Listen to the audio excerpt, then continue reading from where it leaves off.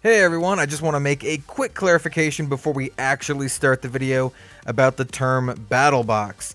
For this video, I am not actually talking about the official battlebox format in which everyone plays from a large single communal deck. Instead, I'm using the term to describe a curated group of decks designed to be played against each other that come in a large box, basically. So I just wanted to make that very clear that I'm not talking about the battlebox format, just a battle box of decks. And with that out of the way, please enjoy the video. Hey everyone, I'm Kel, welcome to the Red Zone, and today we're going to talk about Magic the Gathering Battlebox. Well, specifically we're going to talk about my Magic the Gathering Oathbreaker Battlebox. We're going to have kind of a casual video today. Before we get started, you may ask yourself, what is a battlebox? It is a group of decks explicitly made to be played against each other. These are made by the creator of the battlebox, in this case, me. And this one is my Oathbreaker battlebox. As you can see here, I actually have 6 decks in this case. Today we're going to talk about what I got in here. We're going to talk about battle boxes in general, storage for the battle box. As you can see here, I use the Ultimate Guard archive for this, but there are other options. I'm going to go over those just a little bit. Like I said, we're going to keep this video casual, and we're just going to chat about battle boxes and why you would even want to do that. So like I said, battle boxes are a curated group of decks made by a person. They can be any type of decks. For example, you can make a Pauper battle box, you can make an Oathbreaker battle box, you can make a Commander battle box, standard, whatever you want to do. It's a great way to play with people who don't actually have Magic the Gathering decks to play with, especially of that format, especially if it's a very expensive format. In the case of Oathbreaker right here, it's a format that's not super well known right now, and I have a battle box here of 6 decks that I think are pretty well balanced. I think they're pretty strong decks, and I think they are good to be played against each other. I chose 6 here because it leaves a little bit leeway in a 4-player game. We can pick 4 of these decks and still 2 will be, left out. So players can pick what they like the most out of what I got here. I did choose to pick every single color available, more or less. They're not all multicolor decks and they're not all monocolor decks. We'll talk about the decks in a second because I figured you might be curious. Before we get into this, I will show you a couple other options you have for storing battle boxes. I have a, not really a commander battle box, but this is what I keep my really expensive, powerful commander decks in. As you can see, if you use the Ultimate Guard archive, it only fits 3 double-sleeved commander decks. I am using the Ultimate Guard. I think these are called like the Boulders. This one is my Send Triplets deck, as you can see there. We have my Muldrotha the Gravetide, and we have my Maelstrom Wanderer deck. And this last little box, you can see it just barely fits enough. This last little box is tokens. Got one of my favorite tokens of all time there, Merit Lodge. And this is a pretty good battle box. Once again, it's only 3 decks, so you can only play with 3 people. Unless someone else brings their own deck. For Commander, you're going to need a much bigger box for your battle box if you want to have a lot of options there. And I would recommend something like the KMC Card Barrier Box here. This one can hold up to, probably close to 9 decks. It says 1,000 cards there, but, that's 1,000 cards single-sleeved. This used to actually be the carrying case for my cube, which is now, poor cube's been torn apart, and we have some remnants of like commander decks and that kind of stuff in here. What do we even have here? Yep, there's some old like commander deck stuff in there, but this is a really good option, and they're actually pretty affordable. You can fit, a lot of decks in here. You can also use those Stanley toolboxes that I've seen other YouTubers talk about, specifically Talarian Community College has mentioned it a few times. I think those are great options too, but I figured I'd just talk about some of the options before I start talking about my actual Oathbreaker battle box. This one I did make with the explicit intent of being incredibly blurry, being my battle box.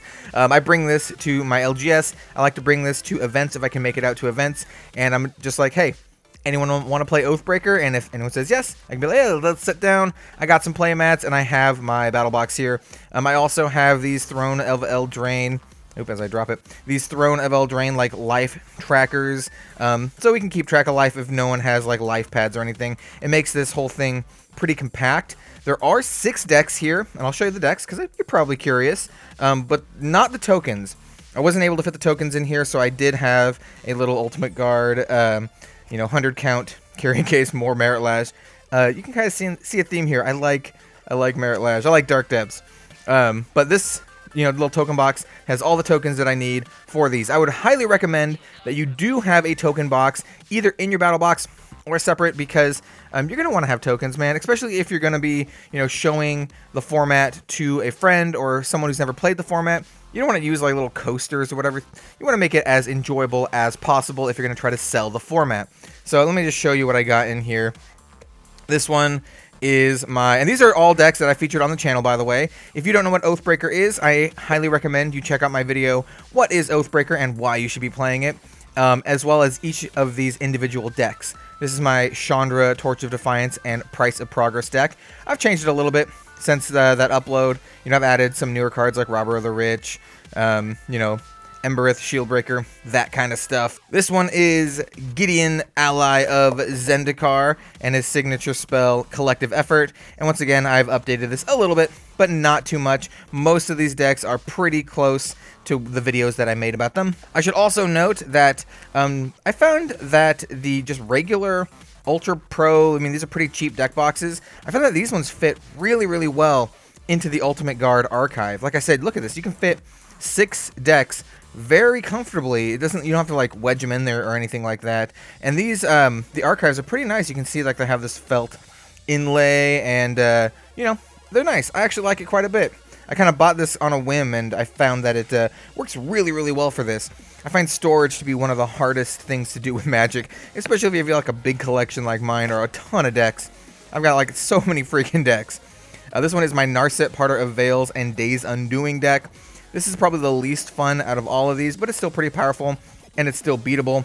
It's just kind of like a straight-up control deck. It's got some, pretty cool stuff in it, and I have added some things from Throne of Eldraine, like Mystic Sanctuary, and, that kind of thing. So those are the 3 monocolor decks I have in here. Then I have 3 multicolor decks. I have my Tezzeret, Master of the Bridge, and Thoughtcast deck. This is a really sweet artifact one. I try to get a lot of different themes in here so they can kind of speak to multiple players and multiple play styles. If you really want to go big, or you really like cool artifact synergies, this deck is where it's at. This one is my Garak Cursed Huntsman deck. And you might be thinking to yourself, Garak Cursed Huntsman, you didn't do a deck video on that. Well, I kind of did.